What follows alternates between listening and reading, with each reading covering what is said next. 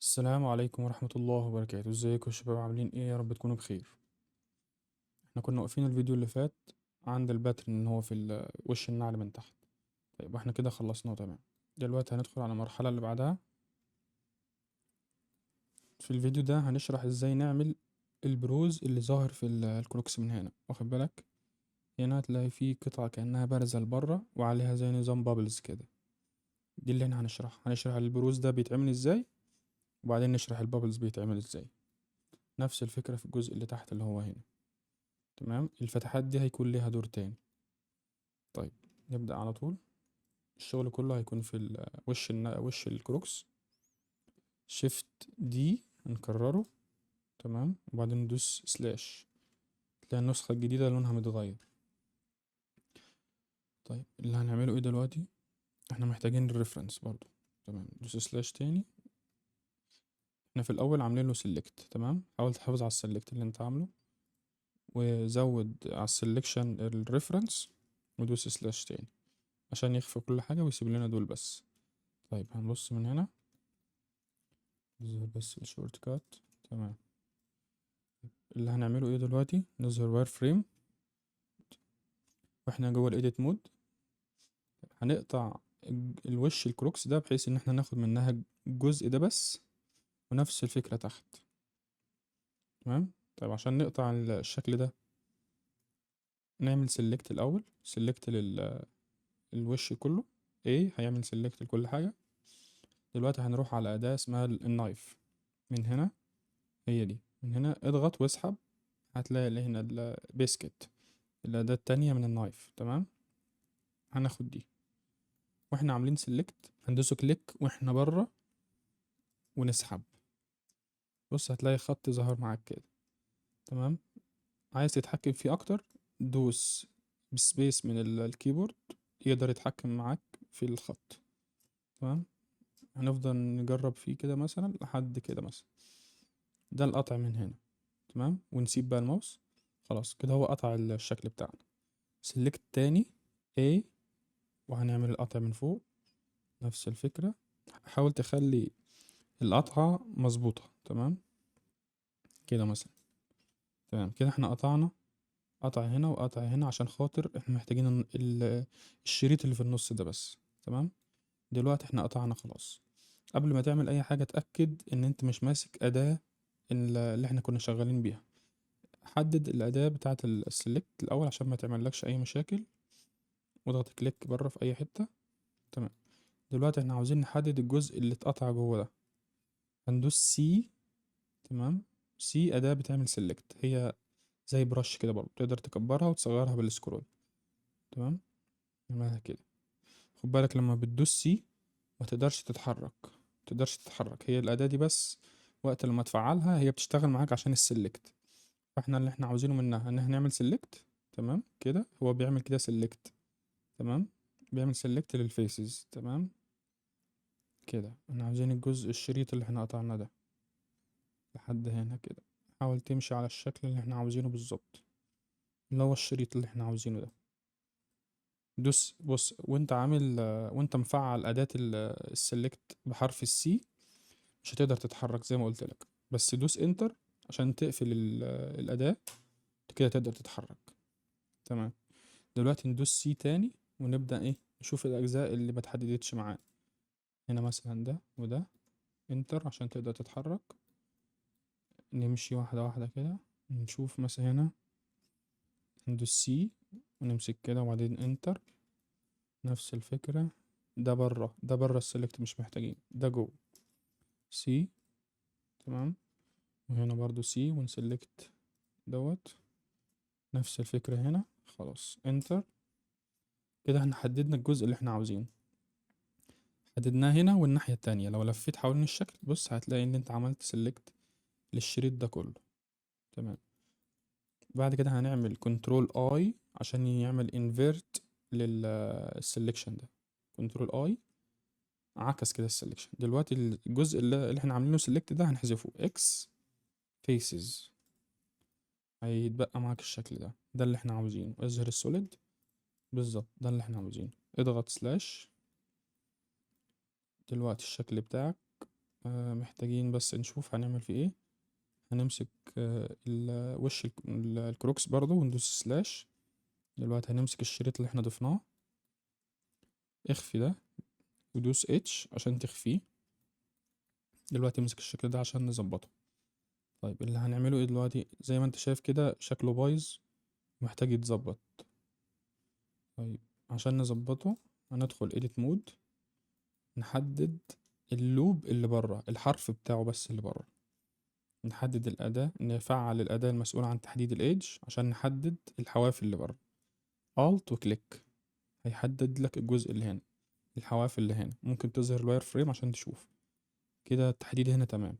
ونفس الفكرة تحت، Alt Shift كده بالظبط. لو لقيت ان هو مش محدد لحد الاخر تعالى هنا ودوس شيفت لحد لما يجيب لك الاخر. تمام، نتأكد ان هو عامل سيلكت لكل حاجة.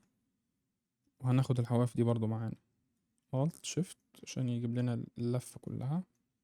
تمام، ومن هنا نفس الفكرة، Alt Shift Alt Shift لحد لما نتأكد ان هو عامل تحديد للحواف كلها. طيب بعد كده هنعمل ايه؟ هنعمل كوبي Shift D Enter P Selection. تمام، روح للسوليد مود، اطلع بره الايديت مود وامسك الشيب ده، خلاص امسحه. احنا محتاجين الحواف دي بس. هتلاقي في خط زيادة، الخط الزيادة ده بتاع السوليديفاي. هنقفل السوليديفاي خالص من هنا. نمسك الشكل بتاعنا، ندخل edit mode وبعدين نحدد الفيرتكس select all وكنترول F grid fill. بالظبط ده اللي احنا عاوزينه، ممتاز كده. طيب نظهر الحاجات اللي احنا خفيناها، دوس سلاش ودوس Alt H عشان يخفي عشان يظهر وش الكروكس، لان احنا كنا عاملينه هايد من اول.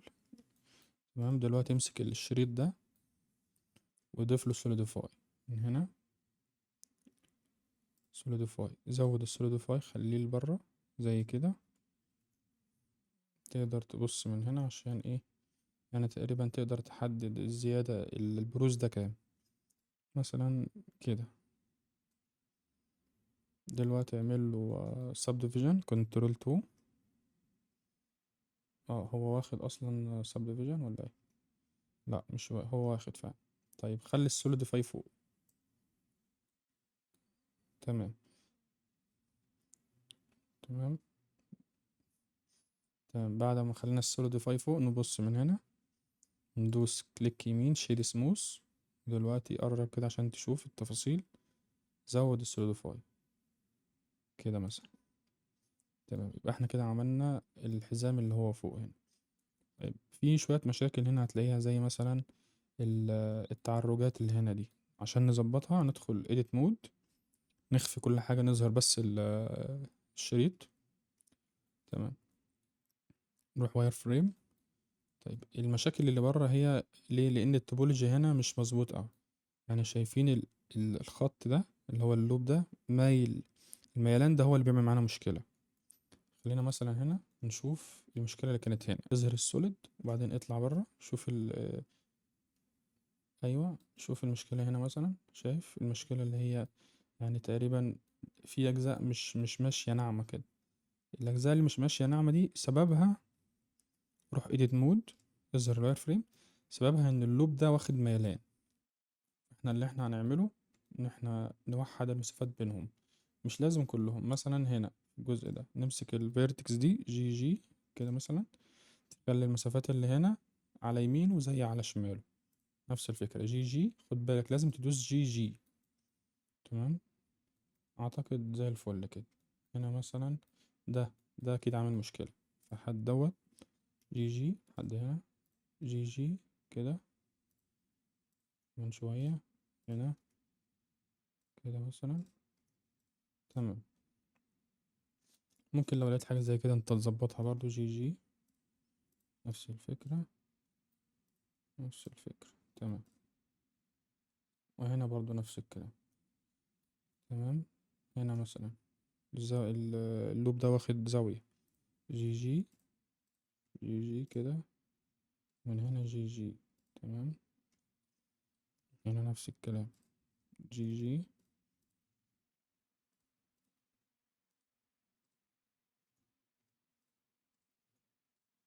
تمام. وهنا جي جي في النص، جي جي كده. تمام. نطلع برا الايديت مود، نروح سوليد. طبعا ايه يعني تقريبا ظبطت شوية، بس انت خد وقتك فيها يعني. سلاش تاني عشان نظهر كل حاجة. نطلع برا الايديت مود، نبص للشكل من هنا، تلاقي اللي انت عملت الشكل ده. طب هنا المكان ده فيه اختلاف، وكمان دي محتاجة سب ديفيجن عشان خاطر هي لسه شيب زي ما هو. طيب هنمسك الشكل ده والحزام، نروح واير فريم، دوس جي شيفت اكس عشان يتحرك معانا في الاكس بس، ونظبطها هنا كده مثلا. روح سوليد، ممكن تمسك ده مثلا تصغره شوية، او ممكن تحركه في شوية لجوه كده. جي واي كده مثلا. تمام. تمام. طيب الشكل ده نديله كنترول 2 عشان يدينا سب ديفيجن. دلوقتي شيد سموث. تمام. زي الفل. تمام. ده برضو محتاج شيد سموث. تمام. طيب دلوقتي هنعمل نفس الشكل البارز هنا، بس فين؟ اللي هو تحت هنا ده، اللي هو في الفتحات دي. نعمل البروز، وبعدين نفس الفكرة نبقى نعمل البابلز. طيب عشان نعمل البروز ده نعمل ايه؟ هنا الطريقة هتكون مختلفة شوية عن هنا، عن ده. طيب احنا محتاجين الوش مع الريفرنس بس اللي نشوفهم سلاش. تمام. دلوقتي امسك الفيس، الوش الكروكس، وبعدين اظهر واير فريم. طيب اللي هنعمله ايه؟ هنمسك اللوب دي كلها كاملة لحد الآخر. تمام. ندوس Alt كليك، هيمسك لنا اللوب كلها زي ما انتوا شايفين كده، وهنتأكد من السلكشن ان هو عامل سيلكت لكل حاجة. تمام. نفس الفكرة هنا، Alt Shift عشان يمسك الجزء برضو اللي تحت، ونتأكد ان هو عامل سيلكت. تمام. تمام. دلوقتي نبص من هنا، نعمل Shift D Enter P Selection كده، هو عمل لنا نسخة تانية. نطلع بره الايديت مود ونظهر السوليد. دلوقتي لو دوست هنا تمسك السلكت الجديد، القطعة الجديدة اللي احنا عملنا لها كوبي. تمام. دي اللي احنا محتاجينها. وانت عامل لها سلكت للريفرنس، ودوس سلاش تاني. تمام. ده الجزء اللي احنا هنشتغل عليه. طيب دلوقتي هنمسك الشكل، ندخل edit مود، نظهر الواير فريم، ونظهر الفيرتكس. اللي هنعمله هنا لازم يكون دقيق جدا عشان خاطر ما يبوظش الشكل بتاعنا. نمسك دول، اول اتنين بس مثلا، او اول تلاتة ايا كان، جي زد. تمام. دي هيعمل لنا مشكلة بعدين بس هنصلحها. دلوقتي امسك دي جي جي، وانزل بقى لحد هنا. هنحدد البروز ده من فوق كده. نفس الفكرة، جي زد لحد هنا. هنا بقى، هنا انت هتنزل. احنا كنا هنا بنطلع في الاربعة فيرتكس دول، كنا نطلع لفوق. هنا انت هتنزل، فلما تنزل ما تنزلش جي زد، انزل جي جي دبل جي. تمام. انت كده بتعمل سيلكت للي هنا، خد بالك انت بتعمل سيلكت للفيرتكس اللي هنا واللي الناحية التانية، هنا وهنا. تمام. ده ليه؟ لان احنا في البداية ظابطين التوبولوجي بتاعنا ان هو يكون سيمتري وشكله نضيف زي ما انت شايف كده. فانت لما بتعمل كده انت بتشتغل هنا والناحية التانية. جي جي وانزل، نفس الكلام دبل جي.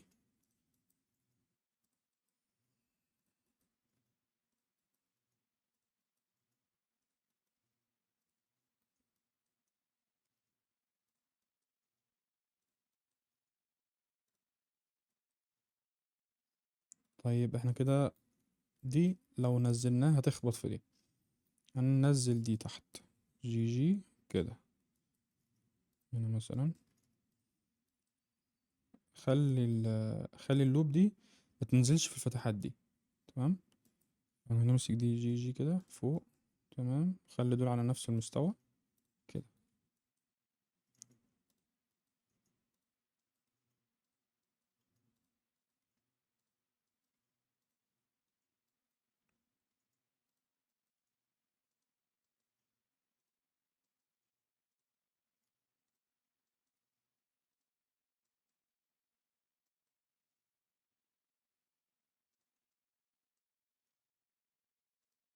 ممتاز. اظهر السوليد.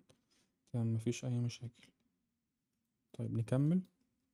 هنا هنمسك دول جي جي، ننزلهم هنا عشان يبقى على نفس المستوى.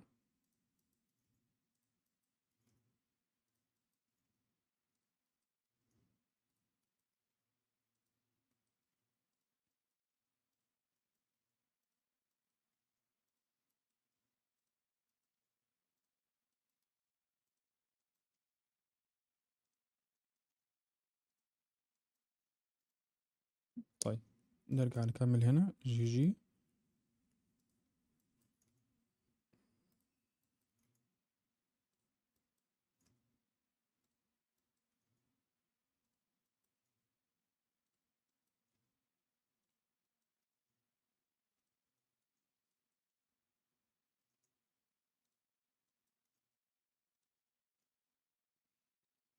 طيب الجزء اللي بره ده كله احنا مش محتاجينه، احنا بس عاوزين لحد هنا، لحد الشعار. نظهر كل حاجة عشان نشوف اخرنا هيكون فين. دوس سلاش وبعدين اظهر السوليد. تمام، احنا اخرنا هيكون هنا. روح واير فريم وامسك الجزء ده كله كده احذفه. اكس فيسز. تمام، وبعدين نروح السوليد تاني. طيب تمام.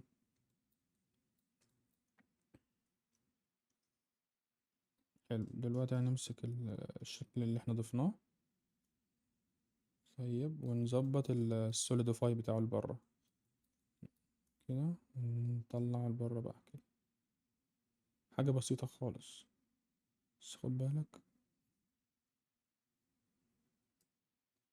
هو بيعمل لا، خلي السوليديفاي زي ما هو، كنترول زد. تمام، وادخل edit مود، دوس حرف ال A وبعدين alt S. شد الماوس كده لحد ما يطلع بره سنة صغيرة. تمام، بالظبط ده البروز مثلا اللي احنا عاوزينه، نتأكد بس ان هو امره تمام من بره. تمام، لو لقيت فيه شوية تعرجات هنا كده انت ظبطها يعني. من هنا تبص كده وتظبطها ازاي، ان انت تخلي الشكل ده ناعم، يعني مفيش واحدة طالعة واحدة نازلة زي كده. نمسك دول مثلا نطلعهم فوق شوية، جي جي، لا جي زد كده. كده انت ابدأ ظبط الجزء ده جي زي كده. تمام، هيظبط معاك الشكل، هيبقى ناعم من هنا كده. لما تظبط الفيرتكس تخليها كلها قصاد بعض. طيب احنا عاوزين نبص هنا، فاكر اللي قلت لك الحتة دي تعمل معانا مشكلة؟ طيب هنظبطها ازاي؟ ندخل edit مود ونمسك الاتنين دول، وانت في الواير فريم امسكهم وبعدين ننزل السوليد.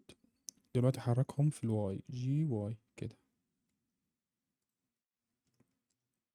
تمام زي الفل. يبقى احنا كده خلصنا البروز اللي هنا في الكروكس زي ما هو في الريفرنس، ونفس الكلام هنا. في الفيديو الجاي ان شاء الله هنعمل البابلز اللي موجودة فوق هنا. تمام، وكده احنا نكون خلصنا الفيديو ده لحد هنا. شكرا والسلام عليكم ورحمة الله وبركاته.